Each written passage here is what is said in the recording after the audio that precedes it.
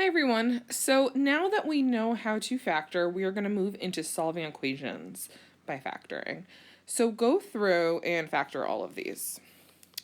So these shouldn't be too difficult. We should be able to do these in our head. X minus 10, x plus 7.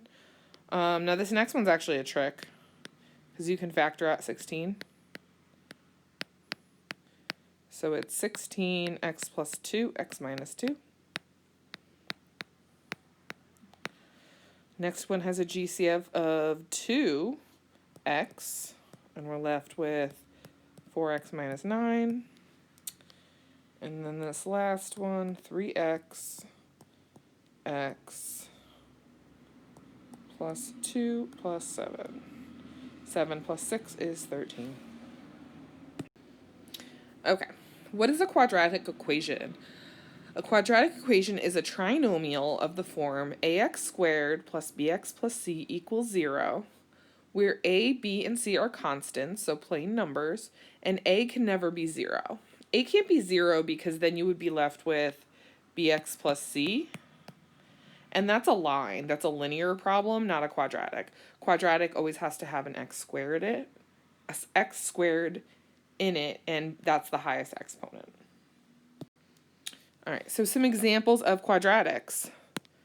X squared equals 0. X squared minus 3x plus 14 equals 0. 3x squared plus 8x equals 2x plus 1. I don't know. As long as x squared is the highest power in there, there's lots of ways of writing it. No x cubes or higher allowed. Okay, so think about this logically. If you're multiplying to 0, what must be true?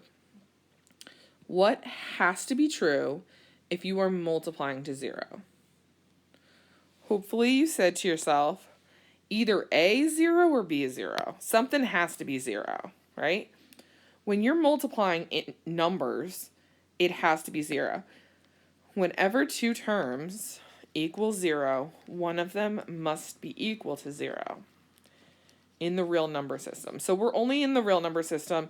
If anyone is interested in going into higher level math in college, we get into a whole mess of trouble where we have a times b equals 0 and one of them's not. So that is a thing. But for our purposes in high school math, one of them is going to be 0. All right, so now we're going to solve this quadratic. Why do you think we just talked about two things multiplying and equaling 0? Well, some kids try to do some crazy things. I see a lot of move the 8, x squared plus 6x equals negative 8. Factor out. But think about what numbers multiply to negative 8. 1 and 8, 2 and 4, 1/4 and 32, making one of them negative. Like, that's not helpful.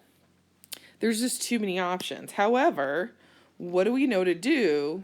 What do we know how to do to x squared plus 6x plus 8? We know how to factor it. So let's do that. So, pretty easy one. X plus 2, x plus 4 equals 0. But notice, what are the x plus 2 and the x plus 4 doing? They are multiplying. What do we know about two things multiplying? One of them has to equal 0. So x plus 2 equals 0, or x plus 4 equals 0. That means, what could x equal? X equals negative 2, or x equals negative 4. Some teachers are really into you have to write the word or. I'm not. I don't really care if you write it. I usually just put the answer. So all we're doing is factoring and setting each factor equal to 0. So do number 2. X plus 12, x minus 6 equals 0. I'm going to set each factor equal to 0, the stuff multiplying. Everything that's multiplying together gets set equal to 0. So I get x is negative 12 and x is 6. Done. All right, pause the video, try these on your own. All right, number 3 is the one that tends to mess kids up the most because it's a GCF. So 6x times x minus 2. What are the things that are multiplying? 6x is being multiplied to x minus 2. So those are the things we're setting equal to 0. X equals 0, right? Divide both sides by 6. Add 2 to both sides. Now, some kids will try to move the 12 and they'll say, oh, well, 12x equals 6x squared. Divide by 6x. X equals 2. While that is one of the answers, you got to be really careful because you technically just divided by 0. See how we have the 0 here as one of our answers? X is 0. We just divided both sides of an equation by 0. That's not okay. So do not ever do that. Bad math. Bad. Don't do it. Makes Miss Fazone cry. All right, next one. Factor at x minus 5. X minus 5 equals 0. So now this one is actually only one solution, right? Graphically, that's going to be a whole thing. There's only one solution. We'll talk about that when we get to graphing. All right. Factor. Pause the video. Do these on your own. So x plus 7, x minus 7 equals 0. And I usually just skip steps. Just write the answer because it's so easy.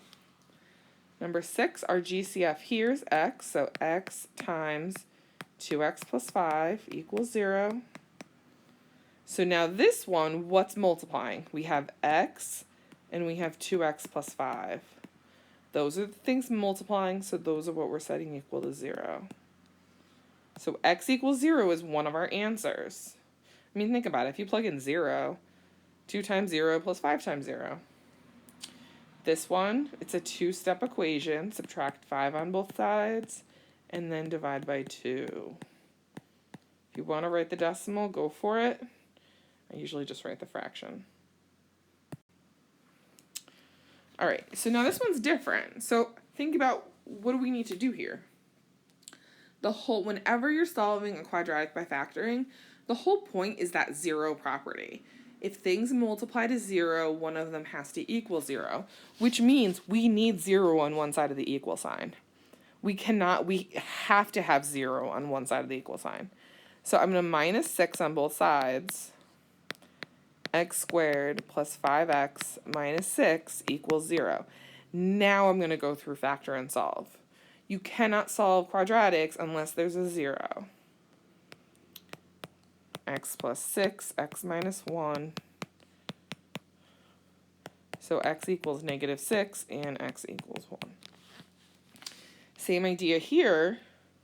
I am going to subtract 81 on both sides. So I have 4x squared minus 81. What kind of factoring problem is that? That's a dots. 2x plus 9.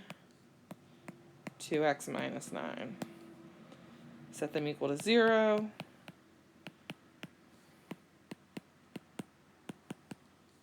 So 2x is negative 9. X is negative 9 halves. 2x equals positive 9. X equals positive 9 over 2. And that's it.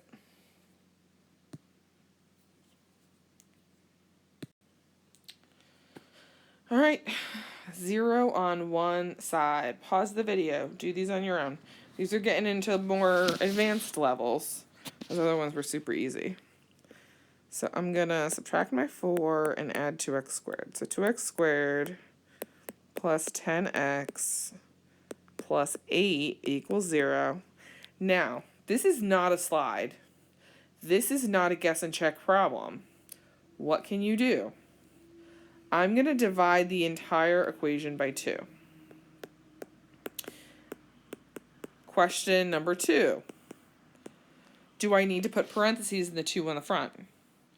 No, I just divided both sides of the equal sign by 2. Can you? Sure. But because we're solving the equation, we don't need to worry about dividing by an integer as a GCF. It just will disappear anyways because it is an equation. X plus 1, x plus 4.